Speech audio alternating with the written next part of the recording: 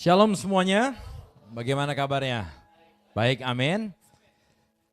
Saya percaya Tuhan gitu luar biasa dan it's a great honor untuk saya bisa ada di sini, bisa berada di GBI Seoul, adalah suatu anugerah Tuhan. Yang pertama saya mengucapkan terima kasih kepada Tuhan Yesus dan yang kedua juga kepada Gembala, Bapak Ibu, teman-teman semua yang ada di sini. Amin, Gembala yang luar biasa.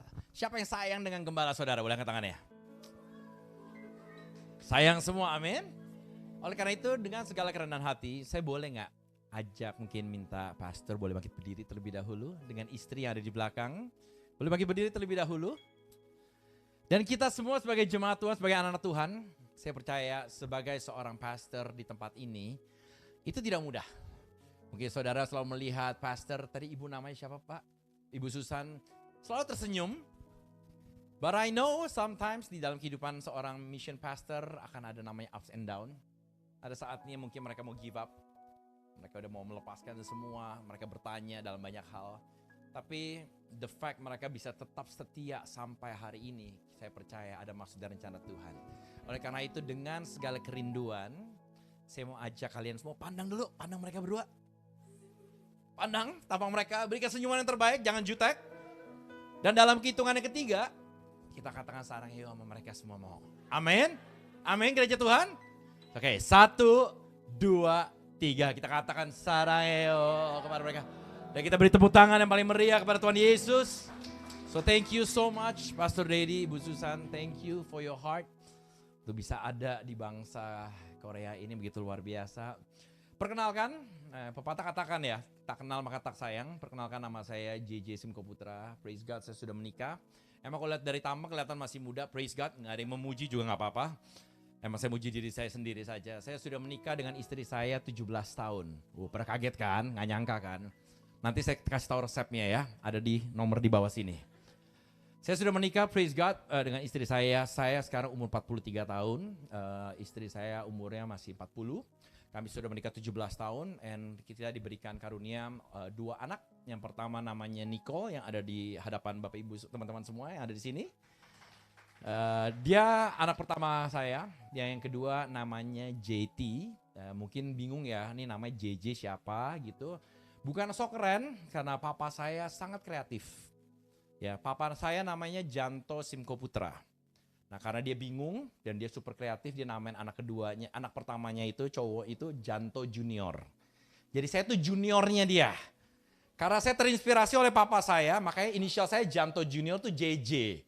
Bukan Sobule atau apa, enggak sama sekali.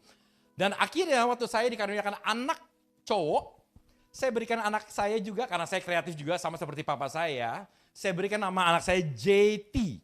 Bukan Justin Timberlake, bukan. Tapi Janto Tercio. Artinya apa? Generasi yang ketiga. Jadi kita percaya ada Ming Dynasty, Yang Dynasty, saya mau buat Janto Dynasty. Oke? Tapi cukup tentang saya, nggak penting tentang saya, karena hari ini semua tentang Tuhan Yesus, amin. Boleh nggak lihat kiri kanan kita, berikan senyuman yang terbaik. Dan katakan kepada mereka, dari tadi malam aku udah doa untuk duduk sebelah kamu. Walaupun pura-pura nggak apa-apa, katakan saja. Haleluya, praise God. Praise God. Thank you untuk pemusik keyboard yang nemenin saya. Namanya siapa? Josea, oke. Sudah menikah? Belum? Single and available? Atau udah punya pacar? Available? Enggak. Justru Josea mesti terima kasih sama saya. Karena ini waktunya saya promosiin kamu. Apalagi pendeta yang promosiin itu sesuatu banget itu. Praise God. Alright, hari ini saya membagikan firman Tuhan. Dan saya rindu kepada Bapak Ibu, teman-teman yang ada di sini semua. Kalian antusias sama Tuhan. Ya. Karena bukan kita perlu teriakan amin dan lain-lain semua. Karena Tuhan sudah terlalu baik buat kita semua. Dan waktu Tuhan mati, dia all out buat kita. Dan selayaknya kita sebagai anak Tuhan, kita benar-benar all out buat dia semua. Karena saya selalu dapat gambaran dan saya selalu pakai ilustrasi ini. Cuma bedanya sekarang saya ada di Korea, di Seoul. Saya selalu beri ilustrasi seperti ini. Banyak daripada kita hanya sekedar datang ke gereja di hari Minggu. Hanya sekedar angkat tangan, mungkin ada yang taruh tangan di sini, waktu lagi pujian penyembahan pun juga mungkin biasa-biasa saja. Atau mungkin kalau pendeta lagi khotbah lihat handphone, kapan dikelar ya berisik deh. Seperti lama banget dan biasanya nggak di sini, di tempat lain. Kalau udah ngomongin ini poin yang ketiga, ini poin terakhir, biasa mata langsung kebuka semua. Karena udah poin yang terakhir. Tapi saya memberi suatu gambaran bahwa saya rindu waktu kalian datang ke tempat sini, jangan biasa-biasa saja. Karena saya selalu ibaratkan seperti ini, kalau kalian nonton sebuah konser, mungkin di tempat ini konser K-pop, BTS ada di sini semuanya, ARMY, nggak tahu siapa lagi ya, seperti itu semuanya. Kalian akan all out. Bahkan sebelum kalian nonton konser, biasanya kalian beberapa minggu sebelumnya, coba yang jujur ya, biasanya ngapain dulu sebelum nonton konser? Ayo, tenang, nggak mengganggu keselamatan saudara. Karena I know your faces semua ketakutan tuh kalau gue ngomong begini, kayak gue gak kudus banget ya. Biasa gue nontonnya konser Paniko. Yesus, aku percaya. Wah, itu nonton banget. Coba, biasa ngapain? Ayo jujur. Aku juga jujur, kita pernah nonton kok, tenang aja. Cat rambut, oke, saya gak terpikir sampai segitu jauh. Tapi thank you so much untuk kejujuran kamu masuk ke surga. Beli bajunya, ngafalin lagunya, iya apa iya? Ngafalin dance-nya, iya kan? Dan kalian tuh benar-benar all out. Dan waktu kalian sampai ke tempat konsernya, kalian lakukan itu semua kenapa? Karena kalian mau get the full experience of the concert. Iya apa iya? Itu yang terjadi. Bahkan kalian gak disuruh tepuk tangan, kalian akan tepuk tangan. Bahkan member dari BTS baru keluar, kalian udah Dan bayangkan, mereka baru buka jaket, biasanya nggak tahu ya, nggak di sini tempat lain, di sini kudus semua, Pak Deddy alias munafik ada yang mengaku. Waktu baru buka jaket aja semua udah, opa, sarang yuk. Coba bayangin pendeta di depan buka jaket. Jijinya minta ampun kan. Pasti itu yang terjadi. Dan kita all out, nggak perlu disuruh, tapi we will give the best. Karena mereka adalah idol kita. Tapi ironisnya tahu nggak, teman-teman? Mereka nggak peduli tentang kalian. Mereka bahkan nggak pernah ada waktu kalian ada di lowest moment of your life. They're not there. Tapi kalian give the best all out. Bahkan anduknya kalau lagi konser, pada saya tahu tuh jijinya minta ampun, keringet, pakai dilempar biasa langsung minta semua. Coba kalau saya khotbah saya lempar tuh anduk. Pasti kalian ambil, kalian lempar balik, ngapain lempar ke gue? Pasti itu terjadi. Tapi segitunya kita all out. Padahal mereka gak peduli tentang kalian. Mereka gak tahu siapa kalian. Tapi ironisnya, you come to this place to worship a living God. Yang mati, gak perlu mati sebetulnya dia. Tapi dia mati for you and me. Dia tahu kalian mungkin tidak setia, dia tetap setia. Dia mungkin tahu bahwa kalian akan ngebohongin dia, akan kompromi dengan segala, but he still do it. He still did it. Kenapa? Karena dia mengasihi saudara dan saya. Tapi ironis ya, kita biasa-biasa saja sama Tuhan. Padahal dia membawa kita dari kematian kepada kehidupan. Dari tidak punya pengharapan, punya pengharapan. Oleh karena itu saya mau ajak pada sore ini, jangan sekedar datang, jangan karena hari Minggu saya harus ke gereja, tapi expect something dari Tuhan. Karena saya terlalu percaya kalau kalian expect sesuatu, Tuhan pasti akan ikut campur dalam kehidupan kita semua. Amin. Siapa yang percayakan hal itu? Oleh karena itu, hari ini saya akan membagikan firman Tuhan, saya berikan judul khotbah saya yaitu Why Me. Katakan bersama-sama yuk, Why Me. 1, 2, 3. Why Me.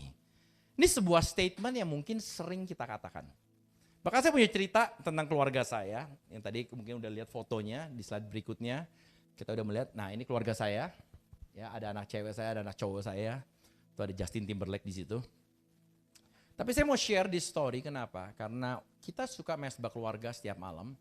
Tapi beberapa tahun lalu waktu mereka masih kecil pun juga, saya selalu bilang kepada anak saya yang perempuan, Nicole, yuk giliran kamu yang doa ya ini malam. Dan biasanya seorang Nicole pada saat itu masih kecil pada saat itu, dia ngomong sama saya kayak, why me dad? Kenapa gak JT aja? Saya pikir JT akan menjadi savior, datang, gak apa-apa dad, I'll pray. Tapi waktu saya tanya JT pun juga ngomong hal yang sama, why me? Kenapa aku? Udah Dedi aja ya deh, kan Dedi sering khotbah, Dedi udah sering berdoa, Dedi aja deh, gak usah aku. Dan itu menjadi sebuah mental yang kita hidupi tanpa kita sadari. Dan bahkan waktu saya bilang sama anak-anak saya pada saat itu pun juga, saya bilang sama dia, kebetulan kami ada ART, ada mbak yang kerja di tempat kami. Mbak pada saat itu lagi ulang tahun. Saya bilang kepada kepada anak-anak saya, guys, kalian doain mbak dong, mbak ulang tahun. Dan ternyata mereka mengeluarkan statement yang sama lagi. Why me? Dan saya bilang, ya gak apa-apa, kamu doain aja. Tapi aku doanya pakai Inggris. Gaya banget kan, anak zaman sekarang cinta Laura gitu. Jadi kayak gak apa-apa, kamu doain pakai Inggris aja, gak apa-apa. Nanti Dedi translate. Keren banget ya di levelnya Pak. Udah bisa ada translator. Tapi itu yang saya bilang, and then after that dia orang ngomong, why me? Walaupun akhirnya praise God mereka lakukan. Dan akhirnya statement why me itu benar-benar mengena dalam kehidupan saya. Saya ingat sekali, waktu tahun 97, udah cukup lama ya kelihatan, udah tuir juga yang di depan ya. Tahun 97, waktu itu saya sempat diberikan kesempatan, saya sempat sekolah dan kuliah di satu kota di Amerika namanya kota Seattle. Saya ingat sekali ada the mission pastornya, ada gembala lokal pun pada saat itu juga bilang, J, kamu share sesuatu dong hari ini. Dan tanpa disadari saya mengeluarkan statement yang sama. Why me? Kenapa aku? Aku baru. Aku tuh biasa-biasa aja. Aku tuh gak bisa sama sekali. Beda deh dengan Pastor Daddy. Pastor Daddy kan luar biasa. I can't. Dan akhirnya itu menjadi sebuah sikap yang kita pakai dan kita hidupi setiap hari. Padahal kita tahu tujuan kita di bumi bukan cuma survive, tapi kita semua dipanggil untuk menjadi dampak. Amin. Terutama di tahun amanat agung pun juga, saya terlalu percaya Tuhan gak pandang apa kalian masih muda atau tidak, tapi kalian semua akan dipakai sesuai dengan musim dan daerah sekitar kalian semua. Siapa yang percaya itu akan hal itu? Bilang kiri kanan, Tuhan mau pakai kamu loh. Dan kita sudah belajar banyak mengenai hubungan yang namanya vertikal antara teman-teman dengan Tuhan. Kita udah mengerti akan hal itu semua. Tapi seringkali yang terjadi hari-hari ini, dan ini adalah suatu hal yang menyedihkan, relevansi daripada gereja itu sudah tidak relevan sekali lagi dengan namanya generasi pada saat ini. Dan akhirnya gereja menjadi eksklusif sekali. Ya udah, perkumpulan cuma sini saja. Akhirnya kita tidak pernah mau keluar dari 4 tembok ini. Padahal Tuhan selalu panggil kita untuk apa? Go out. Enggak pernah di Alkitab katakan dalam amanat agung, kamu tinggal di sini, stay di sini selamanya, tapi kalian gak berdampak di luar sana. Tapi kita dipanggil, diperlengkapi under pengembalaan dari Pastor Daddy dan Ibu. Waktu saudara diperlengkapi, don't stop there, tapi kalian harus keluar dan jadi dampak. Dan itu yang Tuhan mau, menangkan teman-teman kuliah kalian, teman kerja kalian, menangkan mereka semua untuk kemuliaan nama Tuhan. Dan itu Tuhan mau lakukan buat kita semua. Karena satu jiwa di mata Tuhan itu sangat penting, amin. Dan waktu teman-teman keluar ke sana, we have to bring the gospel. The gospel itu apa? Kabar baik, good news. Jadi kita ada di bumi ini bukan cuma ngalur ngidul doang, no, tapi kita ada untuk memberikan kabar baik itu kepada mereka semua. Karena saya percaya kita semua pasti pernah mengalami kabar baik. Di mana kalian pernah mengalami namanya krisis, kalian pernah namanya stres, depressed. Tapi praise God, Tuhan menyelamatkan kita. Makanya kalian bisa ada sampai hari ini. Itu semua karena Tuhan. Tapi hati-hati dengan mentalitas why me. Kenapa? Karena why me attitude brings us, next slide-nya boleh bantu, low self-esteem, insecurity, ungratefulness, negativity, victim mentality, dan comparison. Jadi sikap mengapa saya membawa kita pada harga diri yang rendah, karena kita selalu bilang, gue gak bisa apa-apa. Dan apa? Kita tidak akan pernah merasa aman. Nggak pernah tahu berterima kasih, bahkan selalu negatif, dan kita memiliki namanya mentalitas korban. Hati-hati akan hal itu semua. Makanya semua itu bergantung dengan apa yang kalian masukkan dalam pikiran kita setiap hari. Makanya I love the word of God, katakan di Amsal 4 ayat 23, jagalah hatimu dengan segala kewaspadaan, karena dari situlah terpancar kehidupan. Jadi kita harus menjaga, memfilter apapun yang masuk dalam hidup kita hari-hari ini. Coba saya mau bertanya kepada teman-teman di sini semua. Biasanya waktu bangun pagi, hal apa yang kalian lakukan pertama kali? Coba. Wih, kudus banget tuh. Masuk ke surga duluan tuh itu. Coba jujur sama aku. Biasanya waktu kalian bangun, melek. Kalian bangun kan? Oke, just to make sure. Biasa habis bangun ngapain? Baca Alkitab, wah luar biasa. Oh matiin alarm dulu, oke betul. Orangnya detail sekali berarti dia, ada step by stepnya. Biasanya kita suka buka handphone, iya apa iya? Walaupun saya tahu kebanyakan di sini buka Alkitab maksudnya. Haleluya. Cuma mereka yang Tuhan yang tahu ya. Tapi biasanya itu terjadi atau kita suka buka hal-hal yang lain, sosmed. Dan tanpa disadari kita mulai konsumsi banyak hal. Makanya saya selalu katakan, kita hidup di dalam dunia yang penuh dengan kebisingan. We're living in a world full of noises.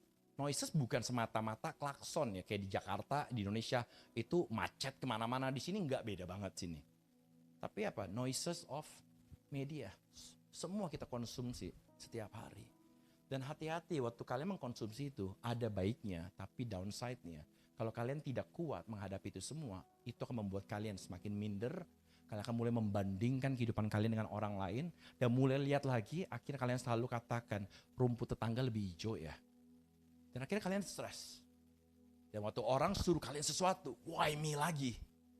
Makanya saya mau katakan bahwa when you say yes to negativity in your mind, you say no to meaningful life. Ketika kita mengatakan ya untuk hal-hal negatif dalam pikiran kita, kita tanpa disadari mengatakan tidak untuk kehidupan yang bermakna. Akhirnya kita nggak bisa apa-apa sama sekali. Karena itu yang kita konsumsikan setiap hari. Oleh karena itu hari ini kita akan belajar dari satu tokoh yaitu Musa. Ada yang tahu Musa? Ada yang tahu kan? Musa itu ada orang yang luar biasa. Saya percaya bahkan semua cerita Musa itu luar biasa, keren sekali. Dan kita tidak akan pernah lupa tentang Musa. Dia adalah seorang yang legend. Karena kita tahu dia bisa membelah Laut Merah. Dia melakukan sebuah mujizat sesuai dengan instruksi Tuhan. Mana dari surga dan banyak hal. Kalau kita kembali ke Keluaran pasal 3 dan 4. Kita bisa melihat di mana Musa dipanggil Tuhan in a burning bush. Dan kita bisa melihat sebuah percakapan yang luar biasa mengenai Musa dengan Tuhan. Walaupun kita tahu ada beberapa alasan Musa katakan. Keluaran 3:11 dikatakan seperti ini. Tetapi Musa berkata kepada Allah, lihat, Musa mau dipakai Tuhan dengan luar biasa. Tuhan memanggil Musa. Tapi Musa punya banyak alasan. Dikatakan seperti ini.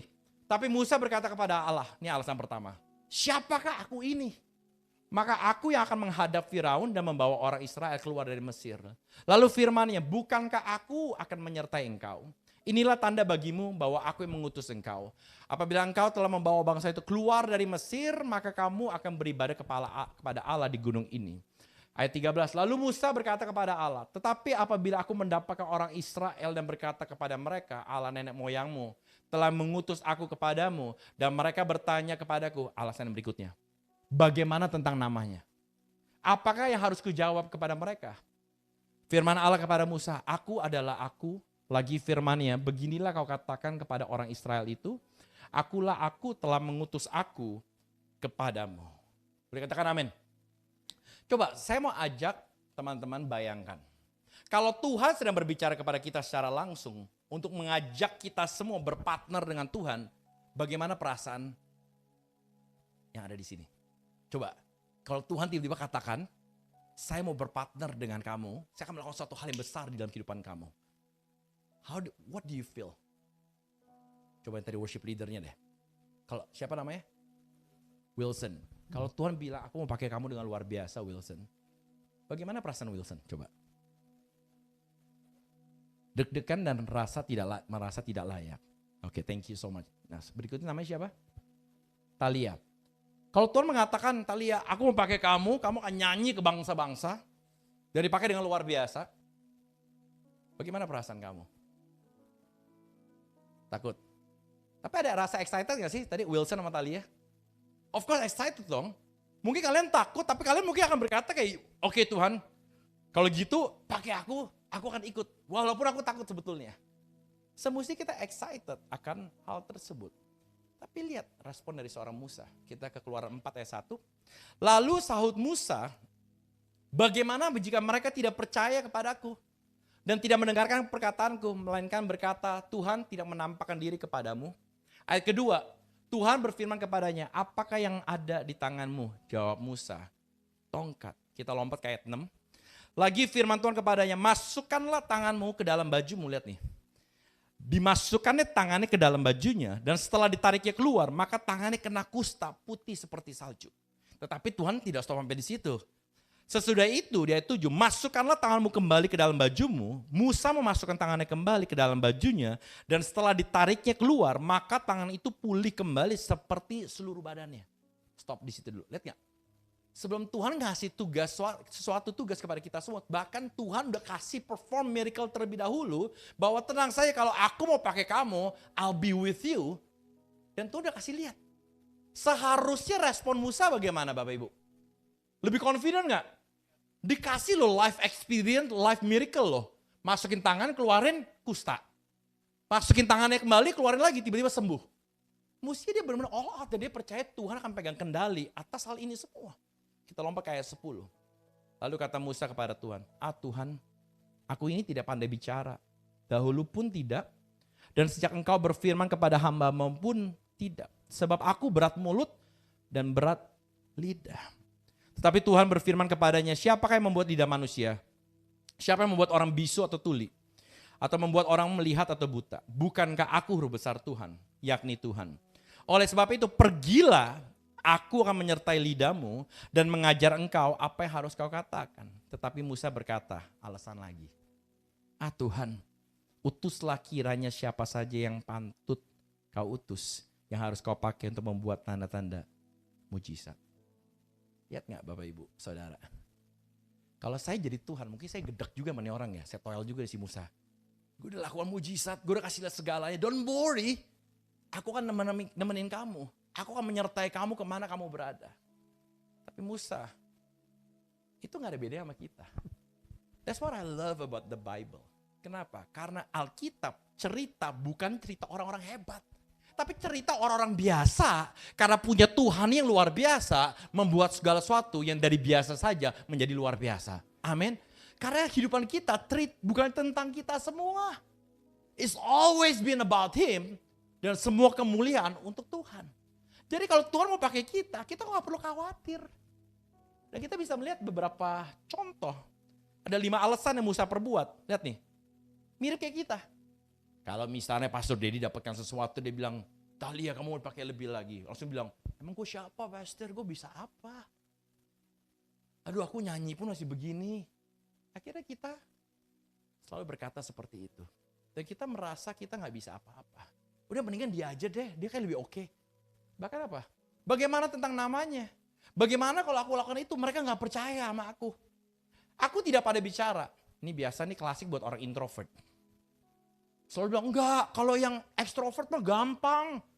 Berbicara apapun, kapanpun mereka bisa lakukan. Tapi aku introvert. Aku gak bisa lakukan itu. Atau yang lebih kudus dan mulia yang terakhir. Utuslah kiranya siapa saja yang patut. Ini orang-orang yang Kristen yang mulia sekali. Kita berdoa tapi utus dia aja Tuhan, jangan utus aku. Itu yang sering terjadi. And we all make that excuses. Padahal Tuhan mau pakai kehidupan saudara dan saya. Dan jangan pernah bandingkan kehidupan teman-teman dengan orang yang ada di depan saudara, atau di kiri, atau di belakang. Saya selalu katakan, the safest place, tempat yang paling aman, adalah tempat di mana kalian berada saat ini. Karena itu cerita kehidupan kalian. Jangan pernah paksa saya mau seperti Pastor Dedi. No, dia punya cerita hidup sendiri. Dia punya struggle sendiri. Dia punya glory yang Tuhan akan pakai sendiri. Dan semua daripada kita punya ceritanya masing-masing. Dan kita mungkin sering bertanya, kenapa aku? Emang aku siapa? Saya dari keluarga biasa. Saya gak punya apa-apa. Saya punya bakat apa? Ketawa aja fales. Dan itu yang terjadi. Akhirnya saudara bilang apa? Enggak, saya gak mungkin bisa berdapat. Nabur uang, gue gak punya apa-apa. Tapi saya terlalu percaya di dalam hidup ini gak ada yang kebetulan dalam Tuhan. Amin. Tuhan tuh gak iseng buat buat buy one get one free. Ya udah ada JJ kedua di belahan dunia lain. Gak ada. Kita semua special. Amin. Bilang kiri kanan, kita masing-masing kita special. Kalau di Indonesia special pakai telur kita. Beda kita. Oleh karena itu ada 3 poin yang saya mau bagikan secara cepat mengenai why me attitude. Yang pertama, do not ignore ordinary things. Jangan abaikan hal-hal biasa. Kenapa? Karena God can turn ordinary things into extraordinary. Selama semua untuk Tuhan. Jadi jangan pernah takut tentang kehidupan kita. Kalian berkata, gue gak bisa apa-apa. Gue nyanyi fales. Gue senyum aja juga fales. Gue juga muka gue biasa-biasa aja. Akhirnya saudara merasa minder. Tapi saya percaya ada maksud dan rencana Tuhan dalam kehidupan kita semua. Coba saya mau bertanya kepada teman-teman di sini. Apa yang spesial dari tongkat Musa? Emang tongkatnya penuh dengan platinum, emas 24 karat, Swarovski di mana-mana? Enggak, there's nothing special dari tongkat Musa. Itu cuma tongkat biasa. Kalau mungkin di dalam konteks zaman sekarang, tongkat mungkin berbicara mengenai status, posisi kita, follower kita, viewer kita, likes kita. Dan itu menjadi patokan atas semuanya. Dan kita mungkin meragukan dengan apa yang kita punya, akhirnya kita nggak menjadi dampak untuk orang keluar di luar sana. Saya selalu berkata bahwa nggak ada yang kebetulan dalam Tuhan. Pertanyaan saya, kalian milih nggak kehidupan kalian pada saat ini? Ada yang milih? Tiba-tiba kalian sebelum lahir masuk ke dunia ini, Tuhan kasih iPad. Kalian mau lahir di negara mana? Mau ras apa? Tampang seperti apa? Kalau saya pilih, saya mau kayak jungkok tampangnya. Bukan kayak mangkok. Seperti itu. Saya akan milih menjadi orang-orang yang pasti, wah bagaimana? Tapi kita gak pernah memilih. Makanya saya mau bertanya. Pernahkah kalian berpikir, kenapa saya lahir di keluarga ini? Kenapa saya lahir di Indonesia? Bahkan kenapa sekarang saya ada di Seoul? Why GBI Seoul? Kenapa aku punya talenta ini? Kenapa aku punya kekuatan karakter seperti ini? Atau mungkin, kenapa aku mengalami musibah seperti ini? Aku gak kuat, Tuhan, aku gak bisa. Atau kenapa saya ada berada di finansial seperti ini? Atau circle teman saya? Saya percaya gak ada yang kebetulan. Tapi Tuhan udah izinkan, dia taruh satu per satu di dalam kehidupan kita semua. Semuanya mendatangkan kebaikan. Amin. Mungkin kalian gak mengerti kenapa itu terjadi. Kalau kalian lagi mengalami proses dalam kehidupan. Finansial, keluarga, apapun itu. Maybe you don't understand why this thing happen right now. Banyak hal yang saya alami dalam kehidupan saya pun juga up and down banyak sekali. Saya juga nggak mengerti kenapa itu semua bisa terjadi. Tapi kalau saya bisa lihat ke belakang sampai hari ini, Tuhan izinkan. Ternyata saya mulai mengerti. Karena kehidupan kita akan menjadi cerita bagi banyak orang. Tapi ujungnya semua kemuliaan untuk nama Tuhan Yesus. Amin. Satu orang tepuk tangan, semua tepuk tangan buat Tuhan Yesus. Oleh karena itu mungkin the biggest question is, what do I have? Apa yang aku punya? Sebetulnya kita punya panca indera kita, sesimpel itu. Kalian punya mata untuk bisa melihat orang yang lagi susah. Sesimpel itu. Kalian punya telinga, mungkin kalian dipakai untuk mendengar keluh kesah orang lagi komplain, orang lagi ada masalah, but you can be a great listener kepada mereka. Mungkin kalian dipakai. Kalian dipakai mulut kalian untuk apa? Mengucapkan kata-kata penguatan. Bahkan sesimpel apa? Voice note. Mungkin ada orang lagi stres, lagi itu. Tiba-tiba kalian keinget.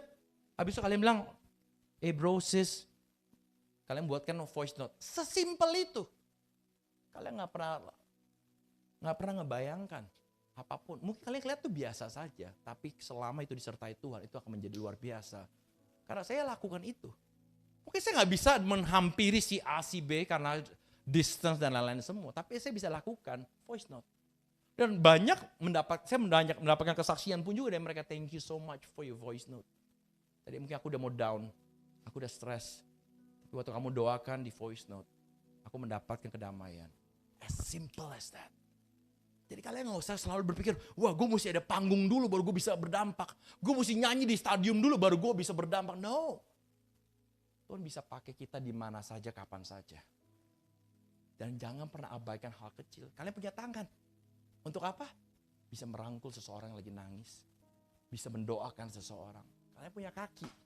Untuk bisa melangkah kemana mereka pergi. Jadi there's no excuse. Dan another thing yang paling penting, siapa yang pernah gagal di tempat ini? Saya akan menjadi orang pertama yang angkat tangan pernah gagal dan sering gagal. Saya percaya kita semua pernah gagal dalam segala aspek kehidupan. Tapi the good news-nya, kalau kalian bisa berdiri sampai hari ini dalam keadaan aman, berarti Tuhan mau pakai cerita kalian. Dan perhatikan, biasanya Tuhan akan ngirim orang-orang yang ceritanya mirip-mirip kayak kita. Coba perhatikan deh. Kita pernah gagal di finansial, tiba-tiba ada orang beberapa menghampiri kita, mau konselingnya cerita mengenai finansial. Ada orang mengenai keluarga, kita pernah gagal di keluarga, orang akan menghampiri kita mengenai keluarga, dan lain-lain. Makanya saya selalu percaya bahwa cerita hidup kita bukan buat kita, tapi cerita hidup kita buat memberkati orang lain. Jadi jangan pernah anggap remeh apapun yang terjadi di dalam kehidupan kita masing-masing. Karena saya terlalu percaya, ada quote dari Christian Kane, I love this.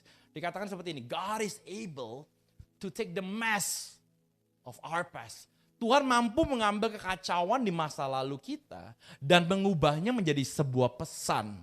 Dia mengambil cobaan dan ujian dan mengubahnya menjadi kesaksian. Jadi jangan pernah ragukan akan apapun itu semua. Sekali lagi, whatever mess will be a message, test will be a testimony. Jadi jangan underestimate dengan hal tersebut. Justru malah seringkali saya takut kalau hidup saya udah gak pernah diproses. There must be something wrong. Karena saya terlalu percaya waktu Tuhan proses kita, bukan Tuhan gak sayang loh. No, justru Tuhan terlalu sayang karena dia mau keluarkan bibit potensi yang lebih besar. Supaya hidup kita, we can live to the fullest potential sesuai dengan kehendak Tuhan. Amin. Yang kedua, do not ignore ordinary people. Jangan abaikan orang biasa. Tuhan pakai orang biasa untuk grand design dia. Lihat di Alkitab, Tuhan gak pakai scholar. Tuhan gak pakai ahli Taurat yang paling hebat. Kepala sinagog. Tuhan gak pakai. Tuhan pakai orang biasa seperti saudara dan saya. And praise God for that. Kenapa? Ada harapan buat saudara dan saya. Coba kalau di Alkitab semua, GPA-nya yang cum laude semua, makna cum laude. Orang yang sempurna, scholar, ada di TV, ada di newspaper, di mana-mana semuanya. Waktu kita baca, itu gak bakal relate dengan kita. Tapi kerennya Alkitab. Siapa? Nelayan, pemungut cukai, orang-orang yang ketemu Tuhan yang berdampak itu orang biasa. Cuma karena Tuhan yang luar biasa, makanya ceritanya jadi dahsyat. Karena semua tentang Kristus. Makanya I love this quote, dikatakan God isn't looking for ability, He's looking for availability. Tuhan gak pernah mencari loh kemampuan kita, karena Tuhan tahu kita semua gak bakal mampu. Tapi praise God, yang Tuhan mau cari apa? Apa kalian mau? Sesimpel itu. Bukan kalian bisa atau tidak. No. Tuhan tahu kita semua gak bakal pernah bisa. Makanya dia datang ke dunia ini untuk menyelamatkan saudara dan saya. Kalau saudara bisa lakukan Alkitab semuanya, gak perlu Tuhan, dia gak perlu mati ke dunia ini. But the fact dia datang ke dunia untuk menyelamatkan kita semua, dia tahu kita gak bisa apa-apa tanpa Tuhan. Makanya dia mau cari apa? Are you available? Apakah kamu bersedia terbuka? Mungkin doa kalian cuma simple. Tuhan, aku gak bisa apa-apa, but I want you. Aku gak punya apa-apa, tapi aku mau siap Tuhan. Sesimpel itu. Dan kerennya Tuhan, karena saya selalu bilang, saya dapat ini, bahwa semua kehidupan kita itu show-nya tentang dia. Jadi produsernya dia, main actor-nya dia, semuanya tentang dia, kita semua tuh figuran. Termasuk saya. Kita semua figuran. Jadi kitanya gak penting. Tapi selama kita benar-benar mau all out, Tuhan bisa pakai orang seperti kita semua. Dan yang kerennya, dia akan memperlengkapi kita semua. Amin. Dan saya suka quote dari Henry Blackaby, dikatakan seperti ini. Kenyataannya adalah bahwa Tuhan tidak pernah memanggil yang memenuhi syarat. Ini kerennya Tuhan. Dia memenuhi syarat untuk yang terpanggil. Dia yang penuhin. Kesaksian hidup saya, emang saya berpikir bisa gak saya dari dulu gak pernah jadi pendeta loh. Sama sekali. I want to be a businessman. Pelayanan saya di mana paling terakhir, saya mentok, saya dulu pelayanan di drum. Tampang kayak begini, gini drummer. Dulu pernah punya band juga, saya di City Harvest Church di Pastor Kong Hill lama, 5 tahun. Saya pelayanan di main service Pastor Kong, as a drummernya dia juga. Tapi saya gak pernah ngebayang saya akan khotbah. Disuruh jadi gembala tuh saya tengking dalam nama Tuhan Yesus. Tapi the more I ran, Tuhan panggil. Waktu Tuhan panggil, saya takut. Dan untuk ngebantu papa saya selama 2-3 tahun terakhir ini, dan sekarang saya mulai mengambil role lebih lagi as a lead pastor. Takut gak takut? Tanya istri saya. Mau gak? Mau gak mau. Tapi takut sekali. Apakah saya bisa? handling mereka, ngobrol dengan orang yang lebih tua dibandingkan saya. Bagaimana? Dengan semua yang udah dibangun dan mewarisi apa yang papa saya jalankan semua. It's not easy. It's a big shoes. Tapi saya selalu ingatkan diri saya, it's not about me. Semua tentang Tuhan. Jadi Tuhan akan persiapkan. Dan ternyata Tuhan persiapkan satu persatu. Jadi selama kita mau, Tuhan bisa pakai kita semua. Amin. Jadi jangan pernah latar belakang kita mendetermin masa depan kita. Saya selalu diberkati sama satu almarhum. Kalau kalian pernah tahu Raditya, dia buat satu statement yang menarik sekali, quote. Jangan taruh titik kalau Tuhan masih mau taruh koma. Karena banyak orang seringkali kita menaruh titik dalam kehidupan kita. Karena kita pikir, sudah Tuhan, we're done. Aku orang biasa, aku gak bisa apa-apa. Tapi karena Tuhan Yesus yang kita sembah, dia belum kelar. Makanya it's not over until God says it's over. Apapun itu, rekening kita belum nambah nolnya, it's not over. Kesehatan kita divonis seperti ini, it's not over. Keadaan kita, apapun itu, it's not over until God says it's over. Amen. Jadi jangan pernah taruh titik. Kalau Tuhan masih mau taruh koma di dalam kehidupan kita semuanya. Itu yang Tuhan mau. Contoh dia pahlawan di Alkitab kita bisa melihat berubah dalam satu musim. Daud, gembala. Bukan gembala atas kerajaan, no, gembala domba. Tapi in the next season, he was a king. Siapa lagi? Saulus, pembunuh. Gila, kurang jahat apa tuh orang? Ngebunuh orang Kristen, bantai sana semuanya. But the next season, dia penginjil. Paulus. Yakub, a liar. Kalau kita stop pada saat itu, we're done. Tapi karena Tuhan, dia selalu taruh koma. Bahkan lebih keren lagi, Tuhan bisa melihat Saulus di dalam kehidupan. Tuhan bisa melihat Paulus di dalam kehidupan Saulus. Come on. Tuhan bisa melihat suatu hal yang lebih besar dari apa yang kalian lihat pada saat ini. You may think of yourself less, but God sees bigger than that. Dan itu Tuhan mau lakukan kepada kita semua. Dan yang terakhir, do not ignore extraordinary God. Jangan pernah abaikan Tuhan yang besar. Karena apapun yang kita lakukan tanpa Tuhan, garis bawah ini, semuanya tidak ada apa-apanya. Kita gak bakal bisa apa-apa tanpa Tuhan. Gereja ini tanpa Yesus, sia-sia semuanya. Karena semua tentang Tuhan Yesus. Dan kita punya Tuhan yang besar, amin. Dan waktu saya katakan gereja bukan bangunan stop sampai di 4 tembok. Tapi gereja adalah saudara dan saya. Amin. Karena kemana kita pergi, esensi gereja tetap ikut bersama dengan kita semua. Amin.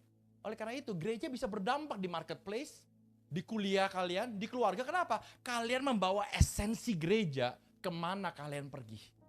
Don't stop over these 4 walls. Tapi tolong pakai. Bayangin kalau Tuhan, kita adalah gereja Tuhan, bait Allah adalah saudara dan saya. Berarti Yesus ada di mana? Coba Yesus ada di mana? Dalam. Karena banyak orang masih bingung sampai hari ini Yesus ada di mana. Makanya kalau kita nggak tahu Yesus ada di mana, jangan-jangan kita tidak pernah mengundang dia masuk ke dalam hidup kita. Karena kalau teman-teman tahu Yesus ada di mana, ada dalam hati kita, saudara nggak perlu takut akan apapun. Because when he is in control dalam apapun, dia akan fight buat semuanya. Tuhan yang akan berperang buat semuanya. Kita gak perlu takut. Selama dia dari kita, pertanyaan Tuhan ada dalam kita atau tidak. Lihat contoh Batra Nuh. Menghadapi semua badai yang parah, air bah. Itu suatu ilustrasi gambaran. Semua yang ada di dalam Batra Nuh mengalami keselamatan. Semua yang di luar Batra Nuh mengalami kematian. Itu berbicara mengenai apa? Semua yang ada di dalam Kristus akan mengalami keselamatan dan kemenangan. Tapi semua yang di luar Kristus akan mengalami namanya kematian. So the key is, apakah Tuhan ada dalam kehidupan kalian? Dan saya akan terus satu pertanyaan. Simple. Tapi renungin. Siapakah Yesus di dalam kehidupan kalian? Renungin sebentar pertanyaan itu. Siapa Yesus dalam kehidupan kalian? Kalau kalian berkata, ya kata Pastor Dedi, Yesus tuh setia.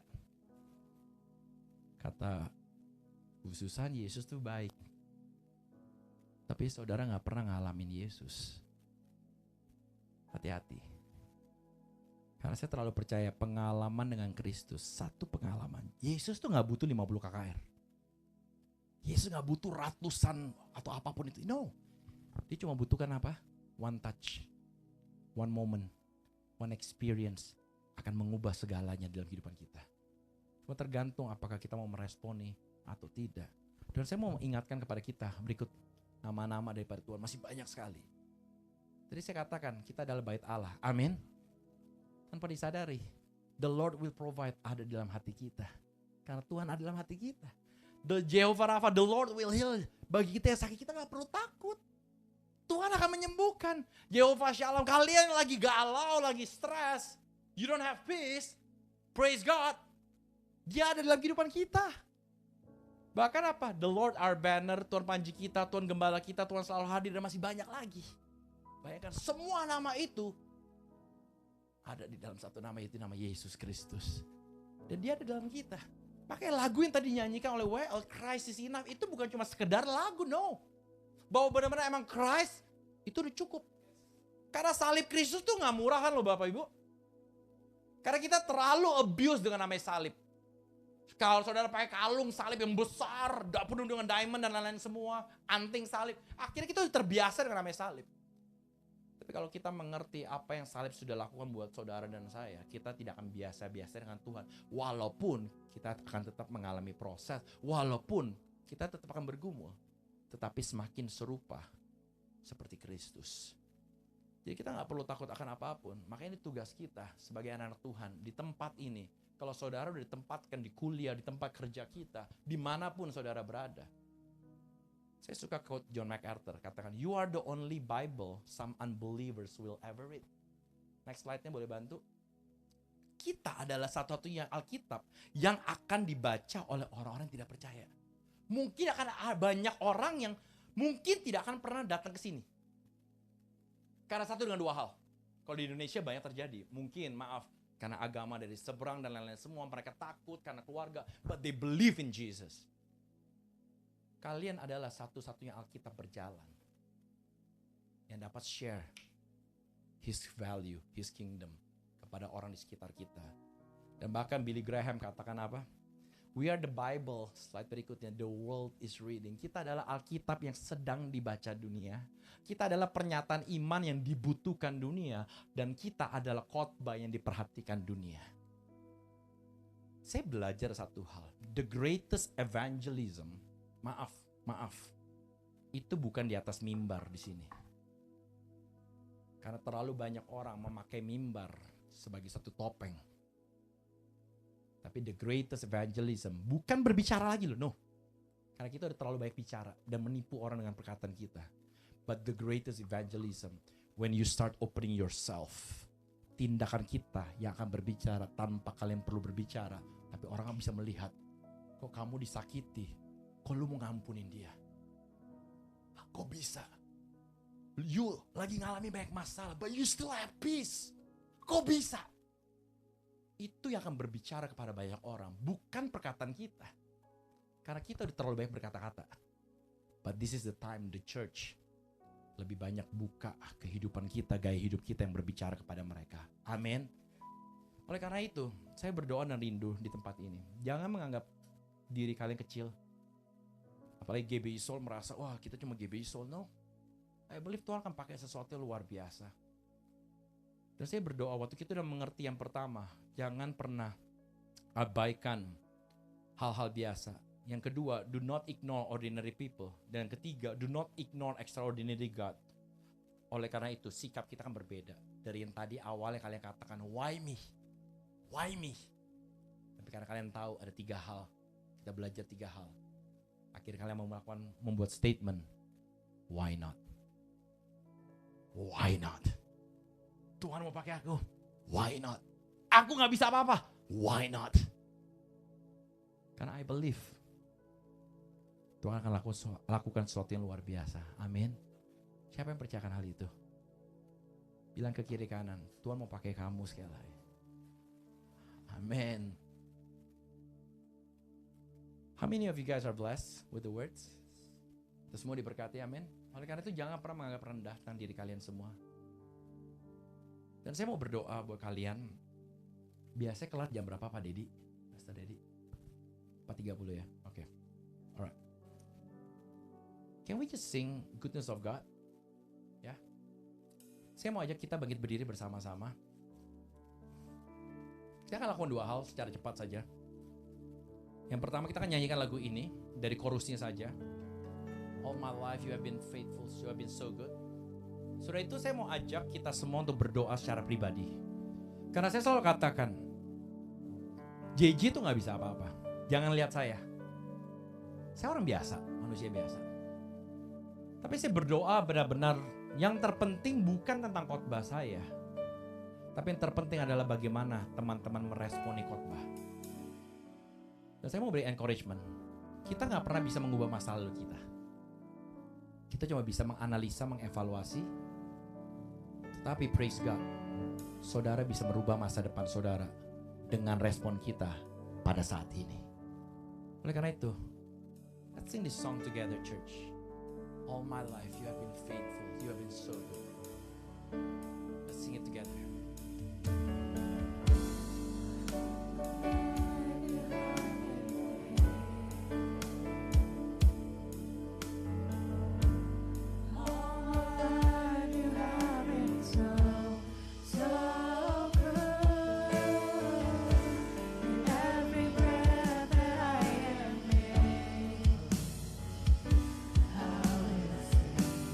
Let's sing it even more, church. And all my life you have been faithful, so good to us. Sing it out. And all my life you have been faithful. And all my life you have been so good. In every breath that I am made, Your goodness is running after me. Mari kita deklarasikan bersama-sama, your goodness. Your goodness is running after me. Your goodness is running after me. With my life laid down, Life laid down, kami mau menyerahkan segalanya Tuhan. I give you everything. Your goodness is running after. Sekali lagi kita deklarasikan bersama-sama gereja Tuhan, your goodness is running after us. Goodness is running after me. Your goodness is running after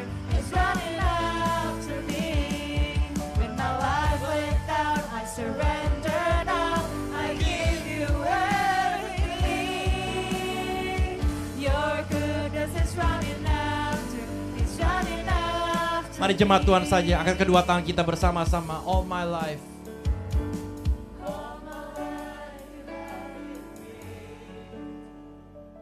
Nyanyikan gereja Tuhan.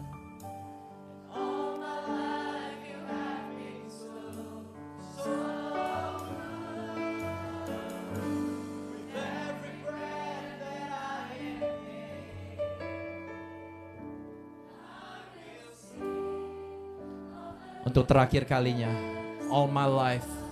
Jemaat Tuhan saja, all my life, all my life.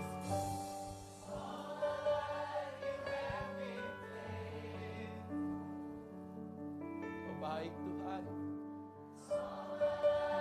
You've been so good.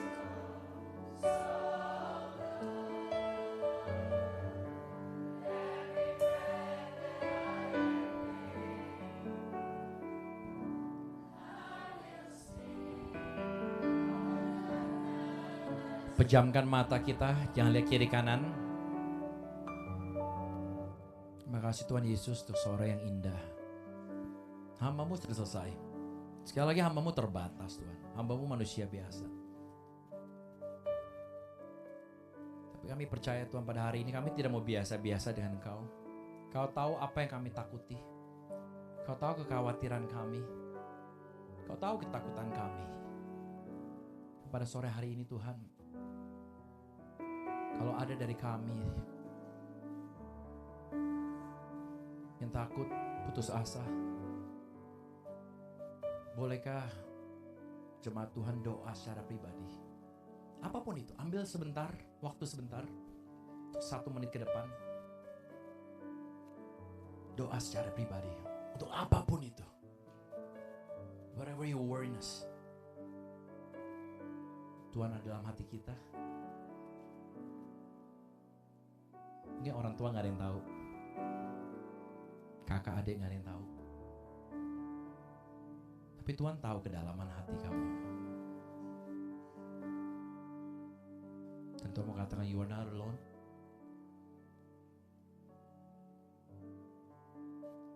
He never leaves you. He never forsake you. Doa sama Tuhan. Apapun itu. Just pray, pray, pray, pray. Thank you, Jesus. Thank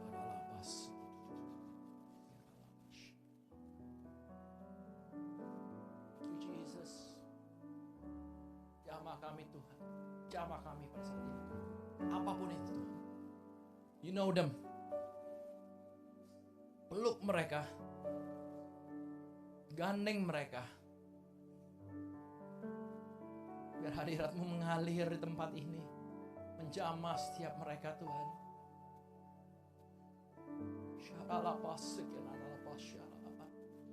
Jamah kami Tuhan. Jamah kami Tuhan.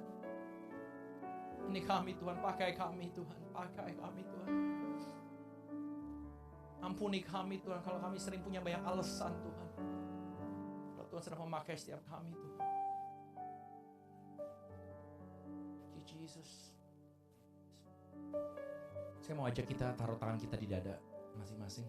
Tuhan Yesus, hamba-Mu mau berdoa untuk setiap tangan yang ditaruh dada mereka. Kau tahu mereka. Kau tahu kedalaman hati mereka. Hamba-Mu berdoa berikan sukacita, damai sejahtera, pengharapan. Ingatkan kepada mereka bahwa mereka berharga. Mereka sudah diampuni. Mereka adalah kepunyaan-Mu.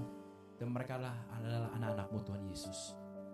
Yang lalu sudah berlalu, sesungguhnya yang baru sudah datang. Dan mereka gak perlu khawatir akan apapun di depan sana. Karena Engkau adalah Immanuel. Engkau menyertai masa lalu kami. Engkau menyertai masa kini kami. Bahkan praise God, Engkau sudah memegang kendali akan masa depan kami. Tugas kami fokus kepada Yesus. So thank you Lord. Berkati mereka, studi mereka, pekerjaan mereka, keluarga mereka. Kami juga mau berdoa secara khususnya pada saat itu Pastor Dedi. Yuk kita arahkan tangan kita ke Pastor Dedi dan Bu Susan. You know them, Lord Jesus. Kami mau berdoa Tuhan untuk menopang untuk pelayanan beliau Tuhan. Dia ada di tempat yang tepat. Tuhan mengirim dia untuk generasi. Use him mightily Lord Jesus. Kemanapun dia melangkah, tanda-tanda heran mengikuti dia selalu. Keajaiban secara kesehatan, secara finansial, secara penggembalaan. Akan banyak hal yang Tuhan akan bukakan di musim-musim yang baru. Get ready for something bigger. Jangan melihat tentang kemampuan, apakah aku bisa atau tidak bisa. Tuhan yang akan memampukan. Kalau ini semua dari Tuhan, Tuhan akan memampukan semuanya. Kau berkati untuk keluarga ini, suami istri dengan anaknya. Untuk GBI Soul, kami percaya ada di dalam tangan Kau. Terima kasih semuanya Tuhan. Terima kasih untuk hari ini. Hamba-Mu sudah selesai, Hamba-Mu terbatas, Hamba-Mu berdoa biar Roh Kudus menerjemahkan jauh lebih dari manusia, apa yang manusia dapat lakukan. Dan segala kemuliaan, puji, hormat hanya untuk Engkau saja. Di dalam nama Tuhan Yesus, bersama-sama kita katakan amin, amin, amin. Tuhan Yesus memberkati. God bless.